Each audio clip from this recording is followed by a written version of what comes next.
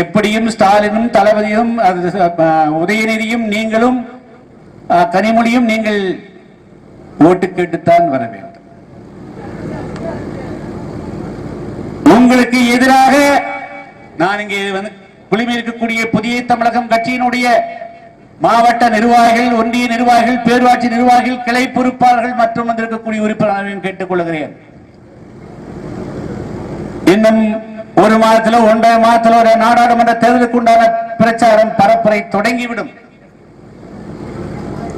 அவர்கள் வருகின்ற பொழுதெல்லாம் அவர்களுக்கு முன்பாக இந்த பதாகையை தூக்கி காட்டுங்கள். திமுகவுடைய கொள்கையா இதுதான் திமுகவுடைய லட்சியமா? இதுக்கு பேர்தான் திராவிடம் மாடலாம். உங்களுக்கு வேண்டும் என்று சொன்னால் தேர்தல் நேரத்துக்கு கோடான கோடி ரூபாயை லஞ்சமாக கொடுத்து ஓட்டு பெறுவதற்காக உங்களுக்கு வேண்டும் என்று சொன்னால் இந்த டாஸ்மாக் மதுபான உற்பத்தி ஆலைகளும் அதே போல டாஸ்மாக்கும் உங்களுக்கு தேவைப்படலாம். ஆனால் எங்கள் கண் முன்னாலே எங்களுடைய சகோதரர்கள் மதுவால் மாளுகின்ற போது, மது மயக்கத்துக்கு ஆளாகி வீழுகின்ற பொழுது அதை நாங்கள் பார்த்துக் கொண்டிருக்க மாட்டோம், சகித்துக் கொண்டிருக்க மாட்டோம். அதை எதிர்த்து போராடுவோம் என்று சொன்னால் இனிவேனும் வெறும் பதாகைகளை மட்டுமே ஏந்திக் கொண்டிருப்போம் என்பது அல்ல. 2024ஆம் ஆண்டு நாடாளுமன்ற தேர்தலில் திமுகவை வேரோடும் மண்ணோடும் வீழ்த்தி காட்டுவதே எங்களுடைய குறிக்கோளாக இருந்து நாங்கள் செயல்படும்.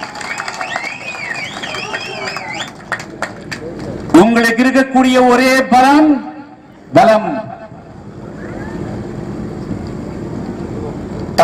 மதுபான ஆலை முதலாளிகளிடத்திலிருந்து பெறக்கூடிய பல்லாயிரம் கோடி ரூபாய், டாஸ்மார்க்கை சட்டவிரோதமாக விற்று பெறக்கூடிய பல்லாயிரம் கோடி ரூபாய்,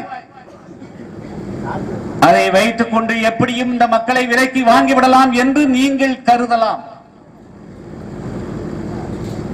ஆனால் உங்களுடைய காகித ஆயுதம் இந்த 2024 நாடாளுமன்ற தேர்தலில் தோற்கடிக்கப்படும் என்பதை நான் சுட்டிக்காட்ட விரும்புகிறேன். உங்களுடைய பண பலம் நிச்சயமாக வெற்றி பெறாது.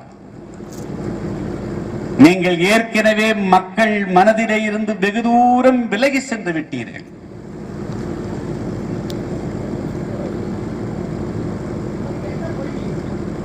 நீங்கள் கொடுத்த அனைத்து வாக்குறுதிகளையும் பொய்யும் புரட்டும் ஏமாற்றும். நாங்கள் இந்த மதுவால் பாதிக்கப்படக்கூடிய இளைஞர்களை பார்த்து வேதனைப்பட்டு இந்த இளைஞர்களை நாம் எப்படியெல்லாம் உருவாக்கலாம் என்று நினைத்துக் கொண்டிருந்தேன்.